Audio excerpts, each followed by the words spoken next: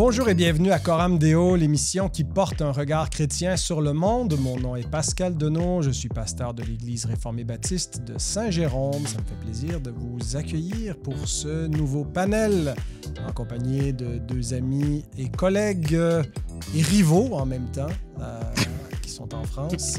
Matt et Raph, le duo inséparable. Bonjour mes frères, bienvenue à Coram Deo. Salut Pascal. Salut Pascal. Ça fait plaisir de te revoir. Ben, ça fait plaisir également de vous revoir pour parler d'un sujet, parce que vous êtes en train de lancer un mouvement de résistance. Alors aujourd'hui, on veut parler de l'heure de la résistance pour l'Église. Et avant d'aller plus loin dans le sujet, je voudrais vous présenter ce livre qui vous est recommandé par Publications chrétiennes. Le livre des martyrs de John Foxe. Alors, c'est un grand classique de la réforme. Jean le Renard. Jean le Renard, ouais, c'est ça, exact. Il y a un petit peu ce côté-là dans le livre, d'ailleurs. C'est un livre un peu rusé d'associer les martyrs de la réforme anglaise, les martyrs sous le règne de Marie Ier, à la lignée des martyrs depuis le temps des apôtres. Alors, c'est un petit peu ce que fait Foxe ici, qui a publié cet ouvrage sous le règne d'Élisabeth Ier pour donner un peu le narratif de la réforme protestante, mais en particulier dans sa mouture anglaise. Donc, c'est pour faire le pont avec l'émission d'aujourd'hui que l'Église parfois souffre, parfois doit être en mode de résistance et être prête à subir le martyre quand c'est nécessaire.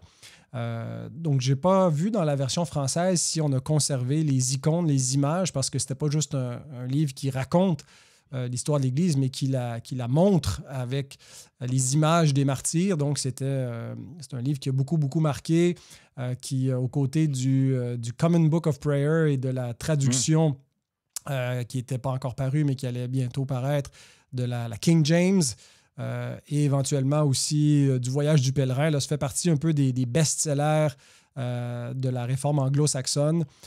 Et c'est une bonne chose qu'on puisse l'avoir en français, donc publié dans ces titres classiques chez Publications chrétiennes. Cliquez sur le lien dans la description si vous voulez l'obtenir. Alors, mes chers frères, vous avez commencé à parler dans votre podcast, dans vos émissions Memento Mori, du maquis eschatologique quand Matt est venu dans la dernière saison, là, l'hiver-printemps 2024. Tu avais mentionné dans un hors-propos cette idée du maquis eschatologique. Ça m'a donné l'idée qu'on devrait faire un épisode de Coram Deo pour en parler un peu plus abondamment, mais vous êtes allé jusqu'à même faire un camp, une retraite adressée aux hommes là, pour les frères d'armes, un peu, je pense, dans cette même réflexion d'avoir des chrétiens qui sont engagés, qui sont solidaires, qui sont sérieux dans leur désir de rester fidèle à Christ dans un climat où ça peut devenir coûteux de lui être fidèle. Alors, peut-être nous rappeler, Matt, tu nous avais dit ce qu'était le maquis eschatologique là, au niveau de la terminologie. Alors, déjà là, ça attire un peu l'attention. Mais parlez-nous un peu comment vous avez eu cette idée, d'où vient cette terminologie. Alors, qui veut se lancer entre vous deux? Je peux peut-être pour revenir sur la terminologie, mais avant, juste apporter peut-être une précision. On a lancé le camp Frères d'Armes, qui est une initiative qui rejoint celle de la question du maquis eschatologique, de la résistance culturelle, mais qui n'est pas, c'était pas un camp, si tu veux, sur le sujet de la résistance culturelle à proprement dit. C'est avant tout un camp pour les hommes, pour encourager les hommes à assumer leurs responsabilités dans toutes les vocations que Dieu leur a accordées dans leur famille, dans l'Église, dans la société, selon les vertus bibliques qui sont données, parce que le sujet de la masculinité est un sujet qui est complexe à notre époque. Et on a évoqué aussi dans ce camp-là la question aussi du rôle de l'homme dans la résistance culturelle. Mais pour en revenir, bon, on a un podcast après sur qui paraîtra avec toi sur la question de la masculinité, on en reparlera. L'origine, en fait, c'est la continuité, Matt, tu me compléteras, c'est la continuité de notre, pod- de notre podcast, en fait. Mhm. Depuis le début sur Memento Mori, on parle de beaucoup d'apologétique culturelle sur comment comprendre les enjeux spirituels de notre contexte sécularisé, de la pop culture, etc., et comment y répondre selon la vision biblique du monde. Et l'idée pour nous, c'est que l'apologétique culturelle, finalement, doit se traduire par une manière de vivre. Ça ne peut pas être juste un discours Mhm. d'analyse du monde, Ouais. ça doit être une manière de vivre de chrétien dans le monde.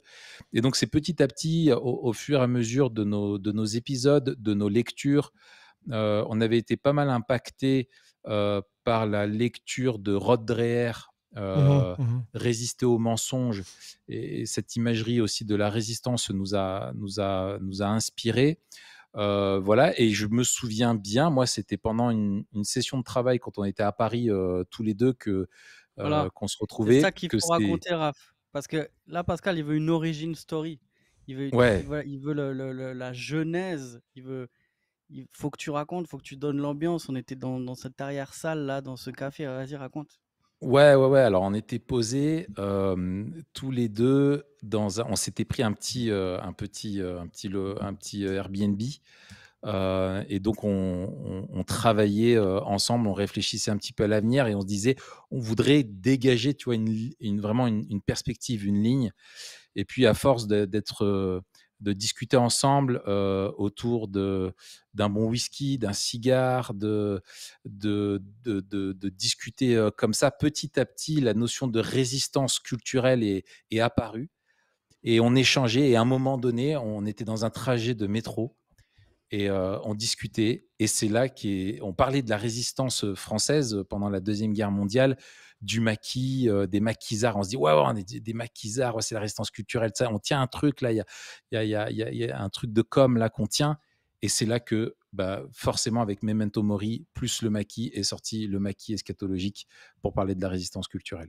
Vous êtes tellement sur la coche au niveau de la terminologie et dans le vent de la culture, quoi. On sent pas qu'il y a une résistance culturelle, on sent au contraire qu'il y a vous êtes emporté par cette culture, mais une contre-culture, bien sûr, parce que ce qui est à la base, Ouais. c'est la théologie, même s'il y a un petit côté marketing pour présenter tout ça.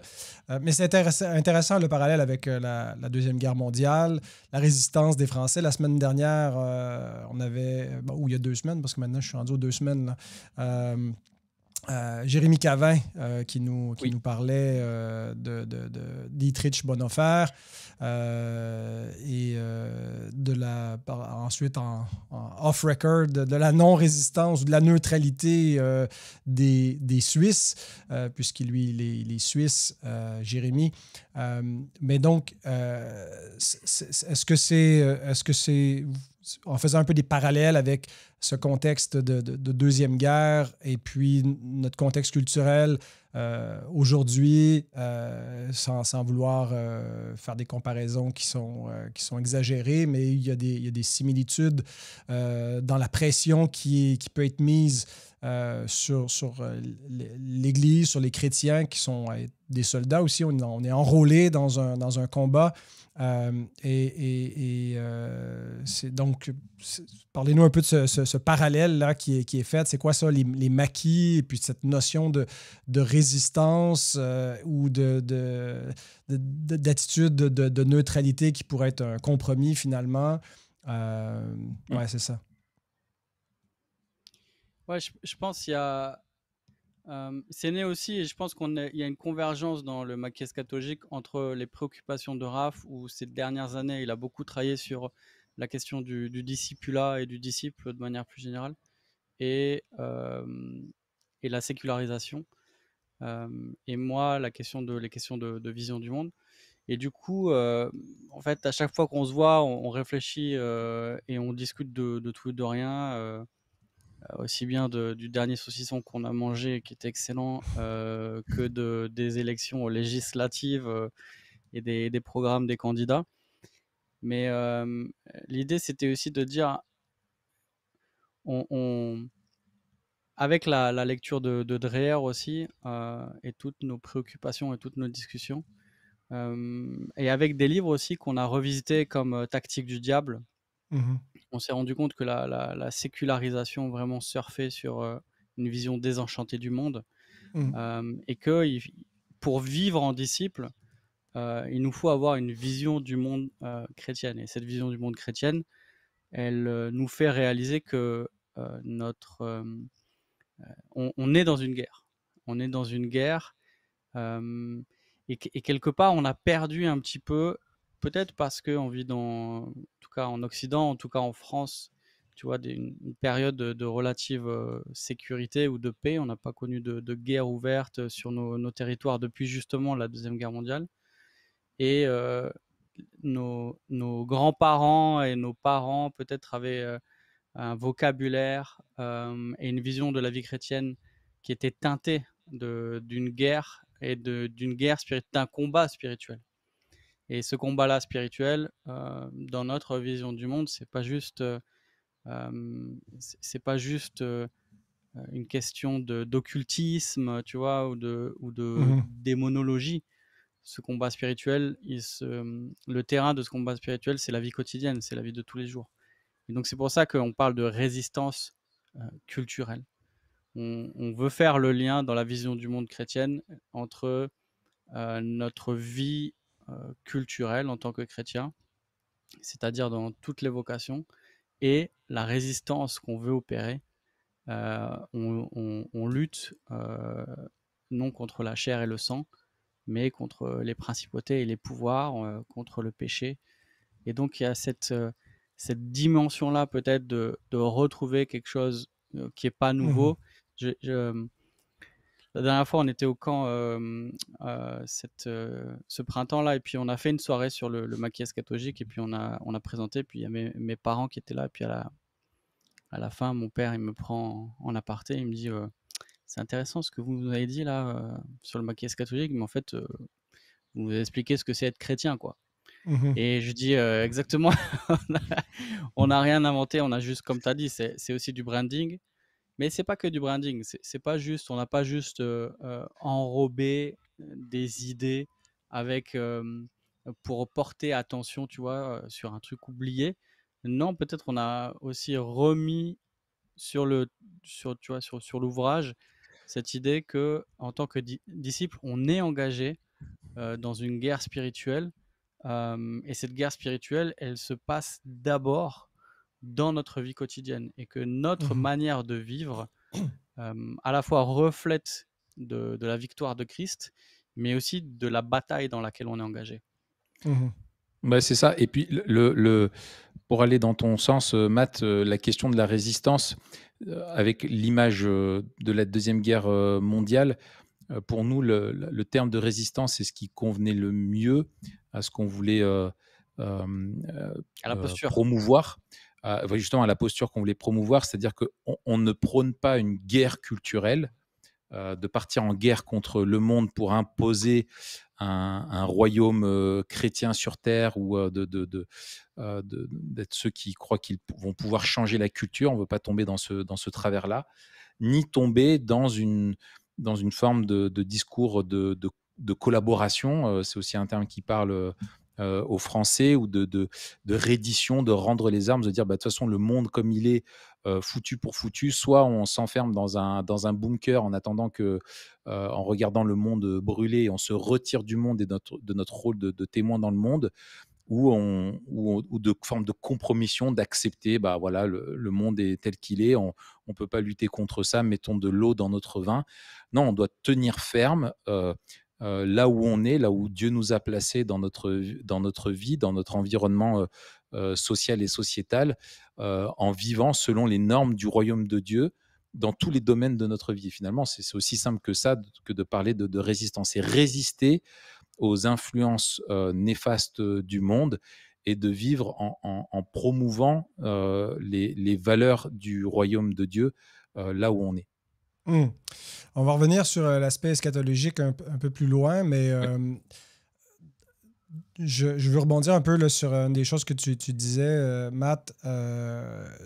Le fait que finalement, la vie chrétienne, à la base, c'est un peu une vie de résistance. On est dans un monde qui a toujours été, qui va toujours être opposé à l'Éternel et à son oint, et donc au royaume de Dieu. Alors, c'est un peu comme le mode normal, il n'y a il y a rien de nouveau. En même temps qu'il y a des époques où l'Église est davantage attaquée, malmenée, ou pas seulement des époques, mais des endroits ou des cultures. Et donc, est-ce qu'il y a des indicateurs qui vous font penser que l'Église doit passer de façon plus délibérée, plus consciente dans un mode de résistance?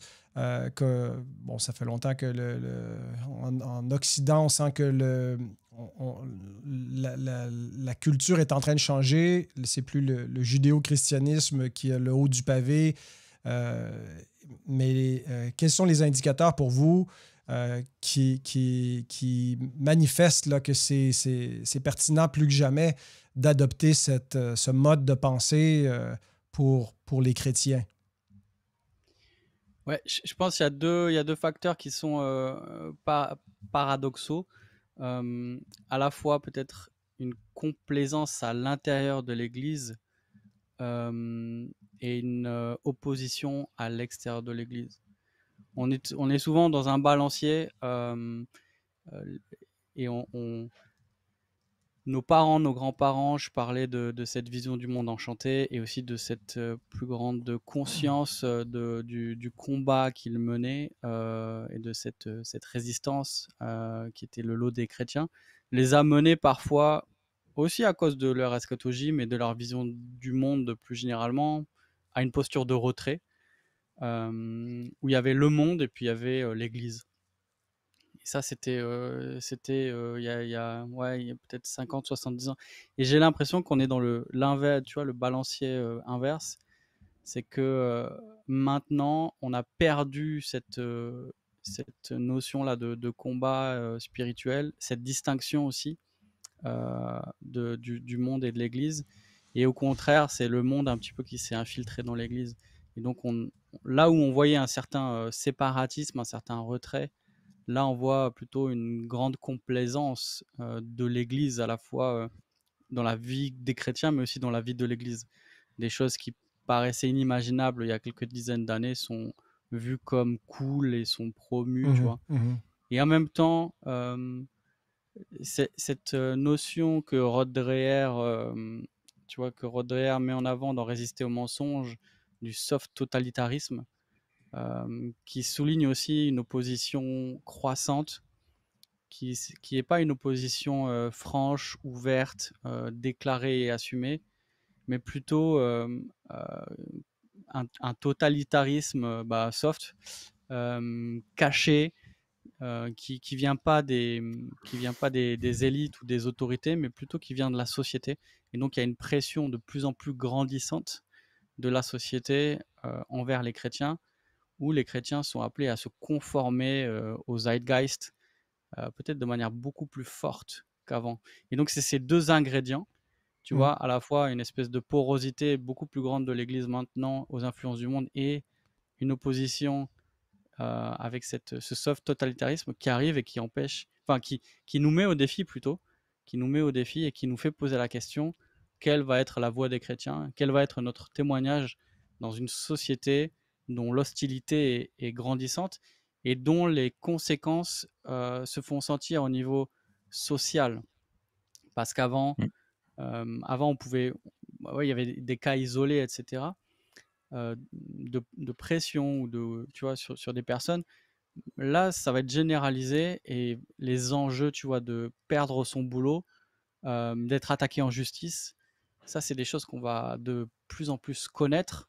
Et je dirais pas forcément que des responsables. Ce qui était peut-être le lot de quelques responsables va être le lot, j'imagine, de plus en plus de chrétiens un petit peu lambda, parce qu'ils auront dit un truc au boulot, parce qu'ils auront dit un truc, je sais pas moi, à la fac ou juste à leurs voisins. Mhm. Mm. Vas-y, Raphaël. Ouais, euh, pour aller dans le sens de Matt, il y a donc cette tenaille entre d'un côté le soft totalitarisme et de l'autre côté une forme de relativisme qui vient, on est pris là-dedans. Et pour insister sur le soft totalitarisme et ses conséquences, on a une culture d'une manière générale où ce qu'on appelle dans la société les structures de plausibilité, c'est les institutions qui vont pouvoir promouvoir une vision du monde et des valeurs de façon légitime et être reconnues comme étant légitimes pour le faire, sont vraiment non seulement, bien sûr, très éloignées de la vision biblique du monde, mais même promeuvent des choses, une éthique qui est tout à fait opposée à celle de la parole, ce que la Bible dit bien, le monde le qualifie comme étant mauvais, mensonger pour l'homme. Et en fait, cette influence grandissante, et avec le fait qu'on vit dans une culture où les médias, les informations, toute la culture des films, des séries, de la musique, etc., promeut toujours ce message progressiste vis-à-vis notamment de l'éthique et du rapport justement à Dieu et à tout le reste de façon... Enfin, d'un côté, promeut une éthique toujours plus éloignée de la volonté de Dieu, on est vraiment dans un néopaganisme, et de l'autre côté, un rejet et une caricature toujours plus importante et une destruction systématique de ce que dit la Bible, et une attaque systématique de ce que dit la Bible et de ce qu'a pu promouvoir une société qui était dans le passé plus influencée par le christianisme. Et ça pousse à une forme d'autocensure de plus en plus aussi des chrétiens, où voyant qu'ils vivent dans un monde où, que ce soit à l'école, que ce soit dans les films, dans les clips, dans les séries, dans leur entourage social, etc., il y a tout ce message-là qui est porté, peut pousser les chrétiens de plus en plus à l'autocensure et ne plus oser simplement témoigner de leur foi. Parce qu'il y a en plus de cela, comme valeur dans notre société, dans cette culture-là, la recherche du bien-être et du confort, qui est mis comme une nouvelle idole, où on ne cherche plus à se battre pour le bien, mais pour son bien-être. Et on est impacté par ça, et je pense de tout temps, l'homme cherche aussi son bien-être, bien entendu. Mais c'est devenu tellement quelque chose d'important, et le monde, les progrès technologiques favorisent tellement cette vision-là, où aujourd'hui, tout est facile pour nous dans notre société occidentale. On est tellement attaché à ce confort-là pour notre bien-être que prendre position et dire non, je ne suis pas d'accord avec telle vision du monde, que ce soit au niveau politique, au niveau les théories du genre, les questions de race, les questions de... Enfin voilà, tout plein de choses qui vont paraître comme contre-culturelles aujourd'hui.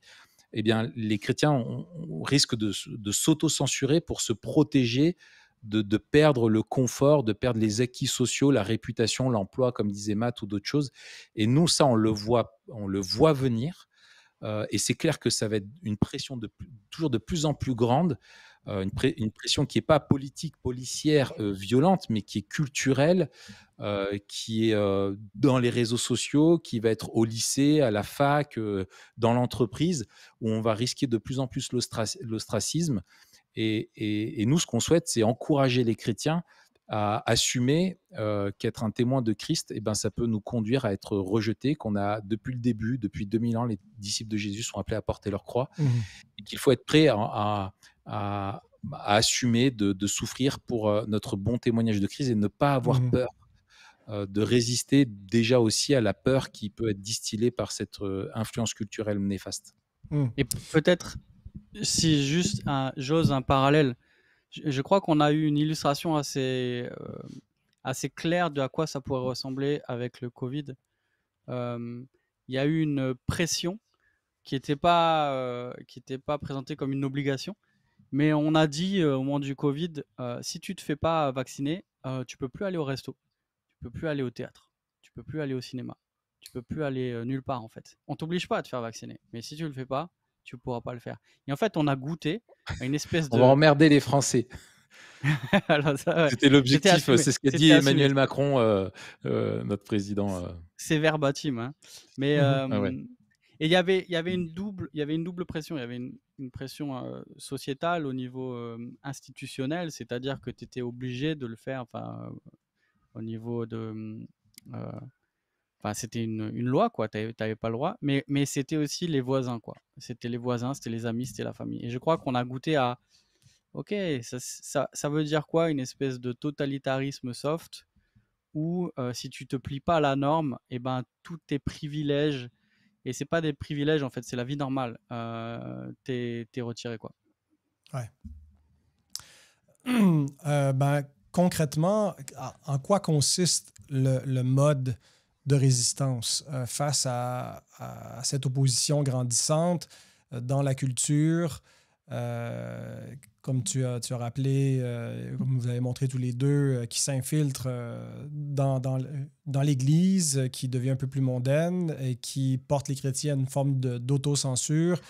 Est-ce que vous suivez Rod Dreher dans son précédent ouvrage qui lui recommandait l'option bénédicte, là, je pense que c'est inspiré d'une règle monastique où on se retire du monde et puis on forme des communautés qui sont un peu repliées sur elles-mêmes le temps que la société se dégrade, s'autodétruise en quelque sorte par cette culture toxique, nocive. Il faut retirer nos enfants, les retirer des écoles, faire des espèces de sociétés chrétiennes parallèles et on réintégrera le monde une fois que la tempête culturelle et immorale sera passée pour essayer de rechristianiser, mais que si on veut préserver, sauver les meubles, c'est ce qu'il faut faire.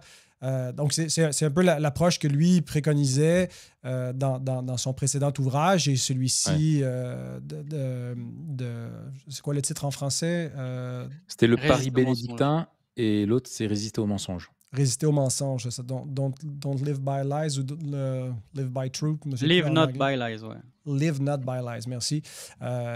Donc, il va dans cette continuité. Je pense que les évangéliques ont beaucoup mieux reçu le deuxième ouvrage, Live not by lies, que le premier, où on disait c'est inadmissible, c'est contraire à la grande mission qu'on peut faire. Mais qu'est-ce que vous recommandez finalement concrètement? C'est quoi le mode de résistance? Qu'est-ce qu'on doit faire puis qu'est-ce qu'on ne doit pas faire? Juste, je réponds sur le... Après, je te laisse répondre, Raph, plus généralement, mais par Vas-y. rapport peut-être au Paris bénédictin. En fait, moi, quand j'ai lu le Paris bénédictin, je l'ai lu un peu en retard. J'avais suivi là, les discussions quand il est sorti, je sais pas, 2016, 2017 peut-être. J'avais suivi ça, mais je ne l'avais pas lu à l'époque. Et puis, je l'ai lu ensuite. J'ai moins eu l'impression de retrait communautaire que ce que j'avais entendu en le lisant. Et finalement, je me suis dit, bon, bah, ce qu'il veut faire, en fait, c'est une vie d'église normale avec des liens forts et des groupes de maisons qui marchent, quoi. Alors, est-ce que lui, ça lui paraissait révolutionnaire parce qu'il n'est pas dans le milieu évangélique? Est-ce que peut-être j'ai loupé quelque chose dans le livre? Mais en tout cas, ce que je trouvais intéressant, c'est qu'il remettait au centre l'importance de la communauté, justement dans la résistance. Qu'on peut pas, il y a une posture individuelle à adopter. On entre chacun en résistance. On appelle les chrétiens à rentrer en résistance. On n'est pas un mouvement qui veut créer des nouvelles églises ou une nouvelle, comment on appelle ça, une nouvelle famille d'églises de résistants ou je sais pas quoi. On appelle plutôt une réforme de la vie chrétienne. Mais je trouve que un des avantages de Dreher, ça a été justement de replacer cette idée de la communauté. Si on veut résister dans une société qui de plus en plus va nous mettre sous pression, et si on ne le fait pas ensemble, on va se faire écraser. non seulement on va se faire écraser et donc on n'aura pas peut-être le courage moral qu'on peut avoir seulement quand on est ensemble, mais également on va arriver et on est déjà arrivé à des situations où on va devoir prendre soin les uns des autres de manière beaucoup plus concrète et beaucoup plus directe. Jusqu'à maintenant, on a un certain nombre de droits qui fait que, eh bien, lorsqu'on perd un travail, par exemple, tu vois, on est soutenu par la société. Qu'est-ce qui va se passer maintenant si c'est la société qui est la raison ou les normes de la société qui est la raison pour laquelle nous perdons notre travail? C'est pas la société qui va nous, qui va nous venir en aide. Et là, on aura besoin du soutien de l'Église. Qu'est-ce qui va se passer quand demain un frère va perdre un travail? Est-ce que les gens de l'Église vont être les premiers à dire purée, t'abuses, t'aurais pas dû faire ça, regarde, pense à tes enfants, pense à ta femme, tu dois les soutenir? Ou est-ce que nous, l'Église, on sera là, écoute, merci, merci pour ton courage, merci d'avoir assumé, merci de nous avoir montré à quoi ça ressemble la résistance, merci pour ton témoignage, et on va assumer ensemble, on va assumer en tant qu'Église, et on va montrer à l'Église que tu as eu raison et que nous avons raison de vivre comme Christ nous le demande dans un monde qui est en guerre contre lui. Ouais, nous, on croit vraiment que c'est avant tout, c'est un appel, bien sûr, à chaque chrétien, mais c'est un appel à l'Église et aux églises locales de fortifier la foi de chacun, d'encourager à l'intégrité. Et en fait, pour répondre plus directement à ta question, Pascal, pour nous, la résistance culturelle, c'est s'engager en tant que chrétien. En fait, c'est très simple. C'est s'engager en tant que chrétien à vivre selon les normes du royaume de Dieu dans tous les domaines de notre vie, dans toutes les sphères de notre vie, notamment dans la sphère publique. De ne pas mettre notre identité chrétienne sous le boisseau dans la sphère publique, mais de chercher à assumer qu'on vit dans le monde en tant que disciple de Christ et qu'on est lumière dans le monde. Et il y a vraiment un lien très direct avec le témoignage pour nous. Et donc, ça veut dire, il y a un côté positif, c'est de vivre en tant que témoin de Christ dans le monde. Donc ça, on l'entend très souvent autour de nous, je l'espère, l'importance de travailler d'une manière honnête, intègre, pour glorifier Dieu, d'aimer notre prochain, de témoigner du message de l'Évangile autant qu'on le peut, par amour autour de nous, etc. Mais aussi pour nous de résister en renonçant à l'idolâtrie, de ne pas vivre selon les visions du monde idolâtre qu'il y a dans notre société, donc de cultiver une manière de vivre qui démontre qu'on vit selon le royaume de Dieu, de rejeter aussi le mensonge, de ne pas accepter. Alors, je reprends un exemple qu'on a pas mal développé tous ces derniers temps sur la question de la théorie du genre. Quand on va, si dans notre société, on va vouloir nous imposer la théorie du genre comme étant un état de fait, en disant, bah voilà, c'est vrai, c'est comme ça existe, et ne pas y souscrire, c'est être presque un complotiste ou être un transphobe ou être un fasciste. Est-ce qu'on va dire, bah ok, on gobe ça, ou est-ce qu'on va dire, non, ça c'est un mensonge et je refuse de croire à ce mensonge là, et je suis prêt à dire pourquoi. Et aussi de refuser toute forme de compromission morale, éthique dans le monde, en cherchant vraiment en fait, c'est la question de l'intégrité, de vivre d'une manière intègre dans ce monde-là pour ne pas porter un contre-témoignage. Donc, pour nous, c'est vraiment ça la résistance culturelle, et c'est pour ça qu'on parle de culturel, pas juste de spirituel, parce que ça a un impact sur notre manière de vivre dans le monde, qui doit témoigner que nous sommes disciples de Christ et qu'il règne sur notre vie et sur tous les aspects de notre vie, pas seulement sur notre manière de penser, mais aussi sur notre manière de vivre. Donc, nous, on dit qu'elle n'est pas offensive, la résistance culturelle. On n'est pas des guerriers qui veulent se faire justice.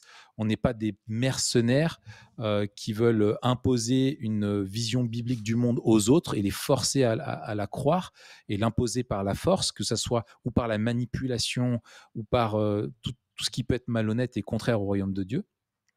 Mais c'est pas non plus une résistance qui a un repli sur soi, comme peut-être le promeut plus Rod Dreher, et c'est là où nous on le suit pas, dans le sens où on crée une sous-culture entre nous. Non, on veut pas ça. On veut créer une contre-culture, une culture dans le monde dans le monde, nous vivons pas comme le monde, mais nous vivons bel et bien dans le monde. C'est pour ça que c'est une contre-culture et pas une sous-culture qui se sépare du monde pour vivre entre elles. Ça, pour nous, on n'est pas là-dedans. Et puis, on n'est pas non plus réactionnaire. On ne croit pas qu'il y a eu une société chrétienne qu'on fantasme, qu'il y a eu un âge d'or du christianisme. On ne veut pas revenir au 18e, on ne veut pas revenir au 3e ou au 4e siècle. On ne veut pas revenir à une forme de chrétienté qui serait totalement fantasmée et qui occulte tous les travers historiques réels de l'histoire du christianisme.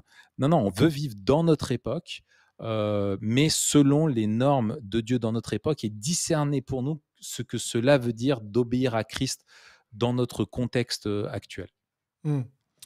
Alors, la résistance, c'est d'avoir des églises fortes, cohérentes, où la communauté se soutient, qu'on a besoin finalement les uns des autres, mais aussi d'assumer pleinement qu'on est le sel de la terre, la lumière du monde, qui vient parfois avec le contre-coup de la persécution et la tentation face à la persécution de mettre la lampe sous le boisseau. Alors, pour résister finalement, c'est qu'on ne met pas la lampe sous le boisseau. On va vivre ouvertement devant le monde, sans dissimuler, sans essayer de cacher le fait que notre allégeance première est à Christ, et on va accepter pleinement toutes les conséquences de cela. Donc, ce n'est pas tant une conquête d'essayer de l'imposer aux autres. Bien sûr qu'on essaie de faire des disciples, mais c'est surtout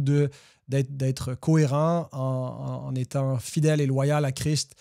Premièrement, c'est à lui que va notre allégeance, en acceptant les conséquences quelles qu'elles soient, voilà, en étant des églises fortes, des communautés chrétiennes fortes qui vivent dans le monde. Alors moi, je vous rejoins avec cet agenda-là, et je ne sais pas si c'est jusqu'à quel point ma propre eschatologie amillénariste vient m'influencer dans cette vision du christianisme dans un monde qui lui est de plus en plus hostile.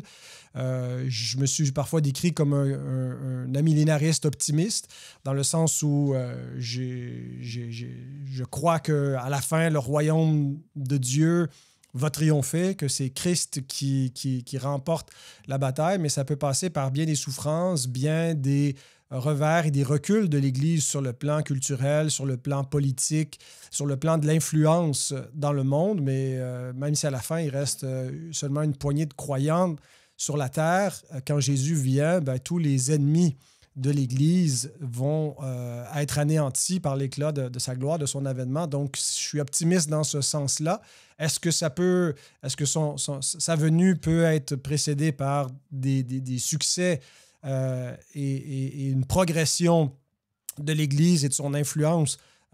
Certainement, mais ça peut pas se faire par autre chose que par les moyens de grâce ordinaires. Donc, je ne suis pas nécessairement un défenseur, un avocat du rachat de la culture, d'un agenda plus politique, tendance théonomiste, post-millénariste.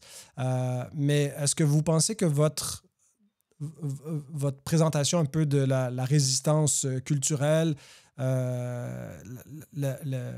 est compatible avec une seule approche eschatologique, notamment l'amillénarisme, ou en tout cas une sorte de pessimisme eschatologique, que la persécution est inévitable et qu'il faut il faut l'accepter, ou est-ce que d'autres approches eschatologiques sont compatibles avec la notion de résistance telle que vous la décrivez? Bon, je peux commencer à répondre. C'est clair que notre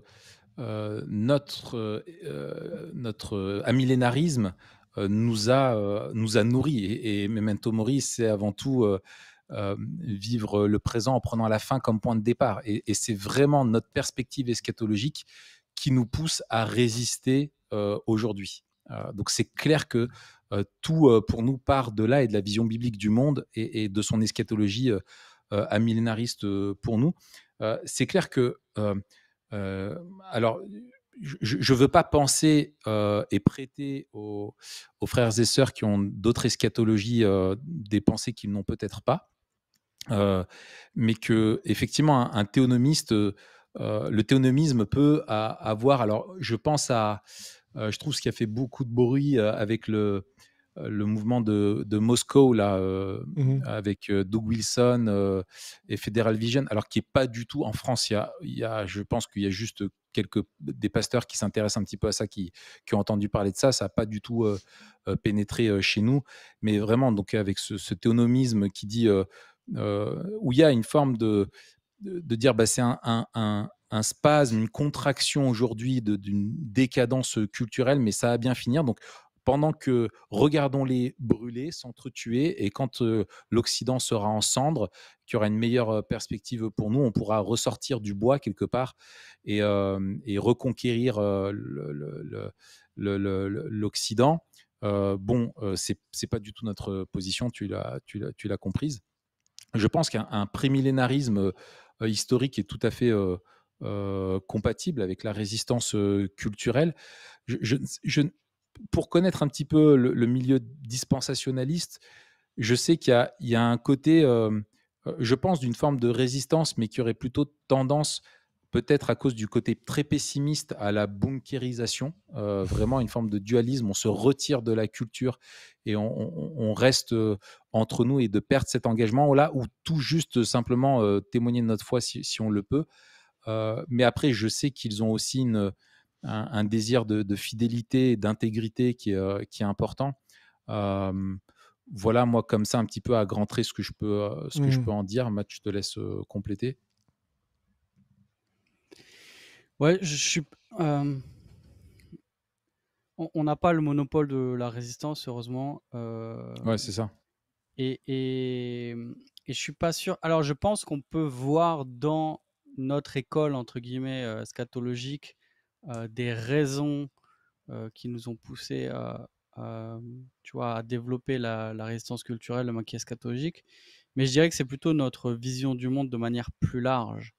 Et notre approche eschatologique, celle qu'on développe à Memento Mori, justement. Et là, je dirais qu'on est plus influencé, bien qu'il y ait aussi des réserves, par la vision du monde calviniste développée par les néo-calvinistes.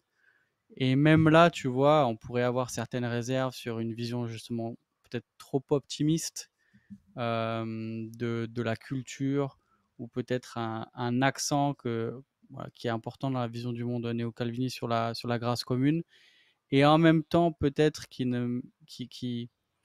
gomme un petit peu trop la déchéance totale du monde dans lequel on vit, et peut-être avec une vision aussi du monde très globale qui vient tirer à l'opposé d'une vision piétiste qui est aussi beaucoup plus individualiste, parfois dualiste aussi, qui mène au retrait, comme l'a dit Raph, par exemple chez les frères.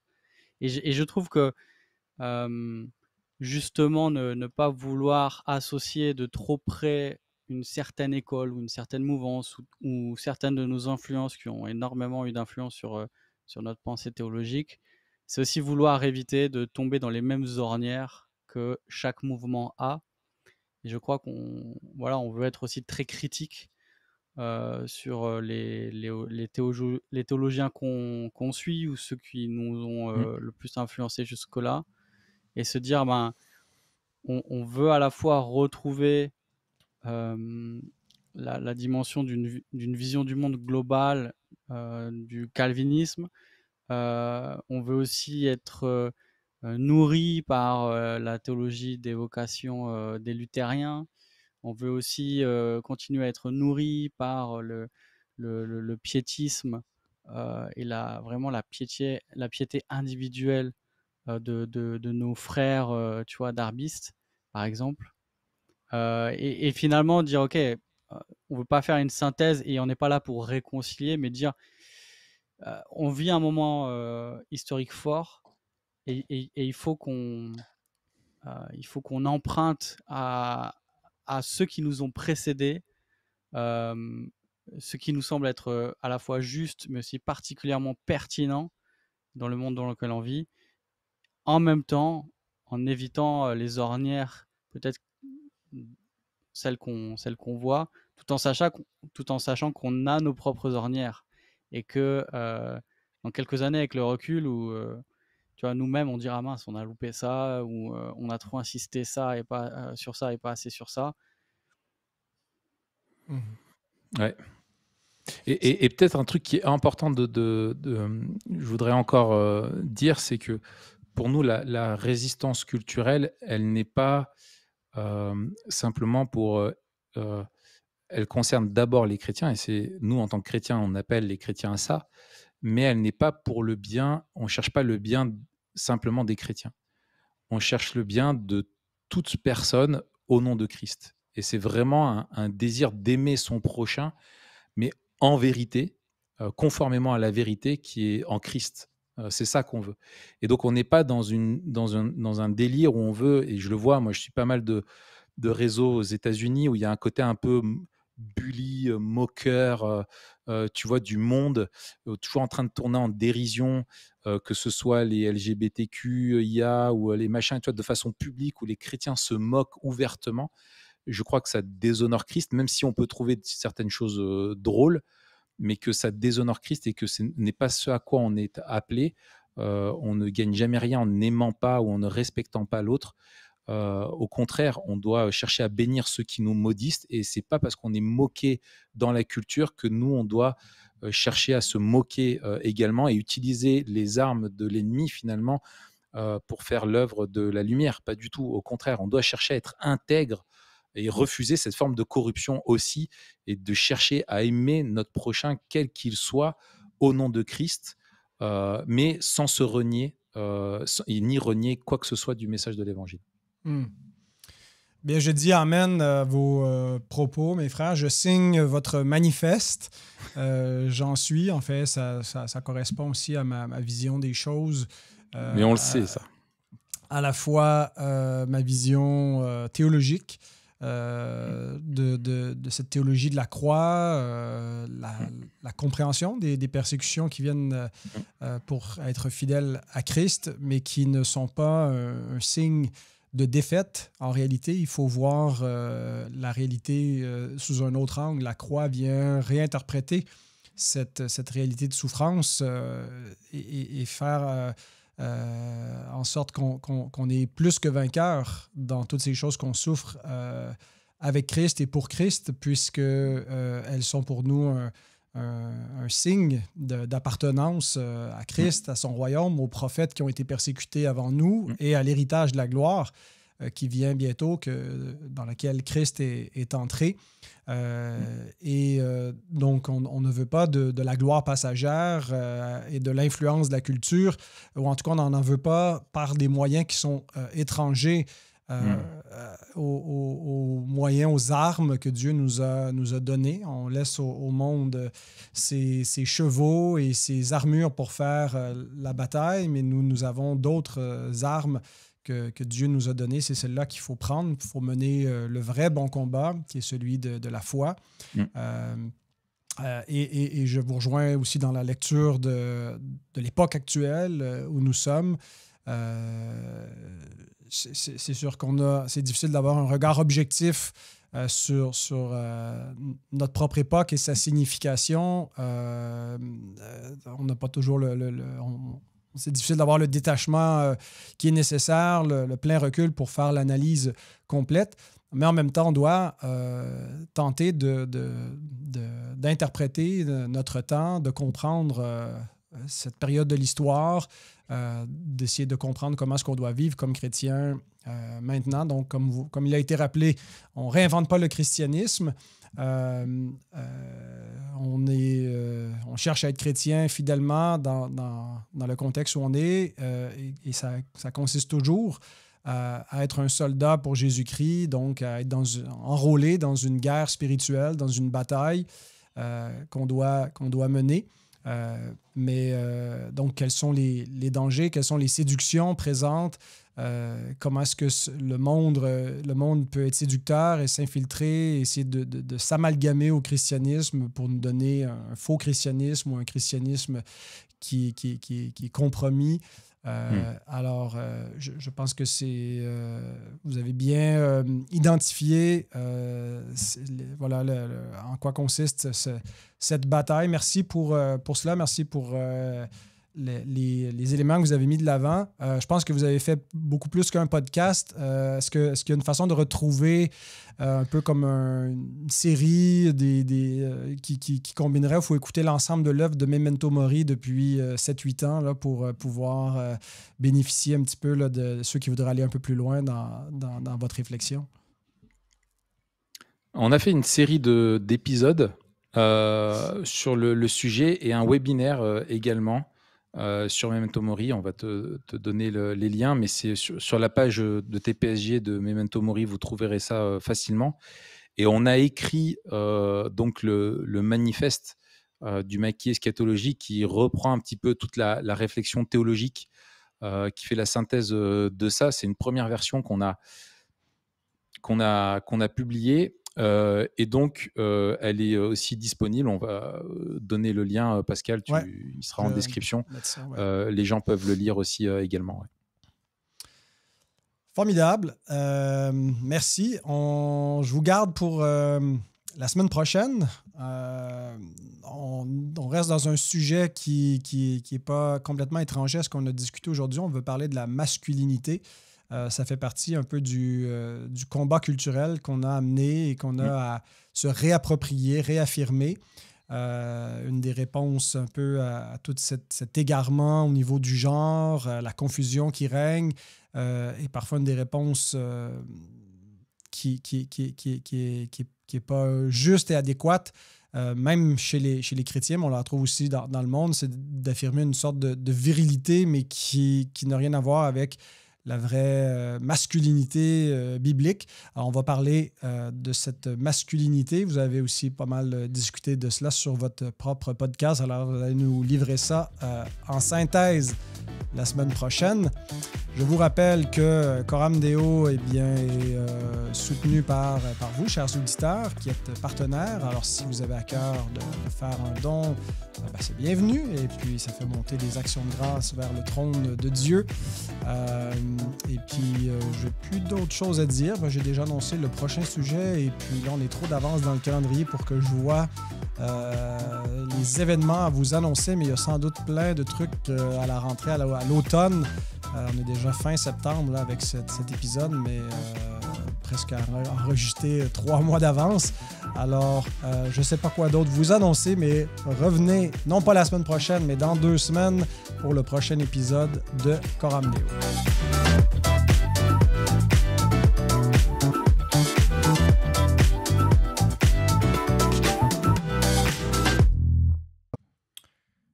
Hola! Salut! Matt, t'es pas centré. Là. Attends, je t'entends pas. Je vais checker mon son. Non, c'est bon, c'est de mon côté. On t'entend pas, le hipster. Ouais, minute. Ah, salut Matt, je t'entends.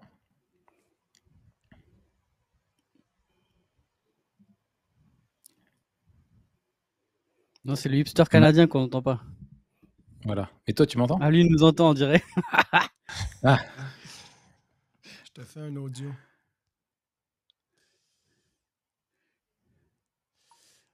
Je crois qu'il va essayer de nous appeler. Il va nous donner la recette d'un truc au quinoa. Non.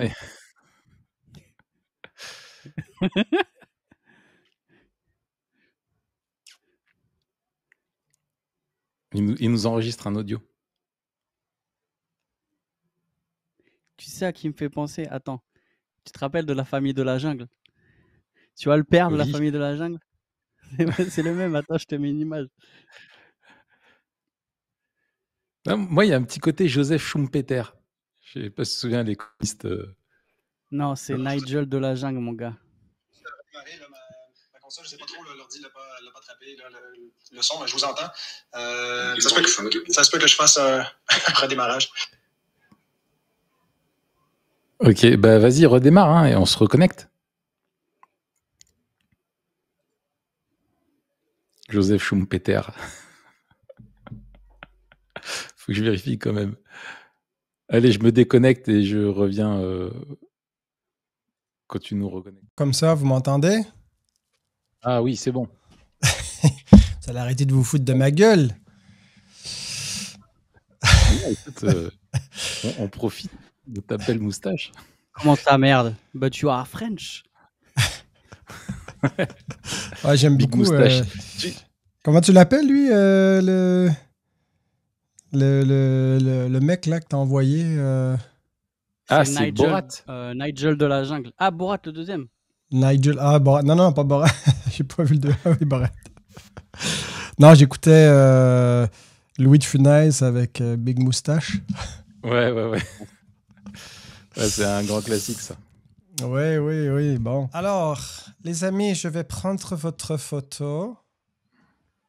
Regardez la caméra. Ça, c'est à moi, là? Ouais, c'est toi. Merci. T'as quand même une tête de fatigué. Hein. Et ouais, je suis pas en vacances, moi. Hein. Tiens, on va faire la mienne et tout. On va enlever le micro, ça fait... Attends, mais pour toi, tu sais ce que tu devrais mettre, Pascal? Tu devrais mettre Nigel. Franchement, mets Nigel, c'est là. Nigel sur le thumbnail. On va voir si t'as des... On va voir si t'as des gosses. Si tu mets Nigel, t'as des gosses. Et est-ce que du coup, on dit poser ses gosses sur la table? Est-ce qu'on dit ça aussi? Non, si tu poses tes gosses sur la table, on va dire... on comprend pas. On comprendra pas qu'est-ce que ça veut dire. Ah oui. Ah, mince.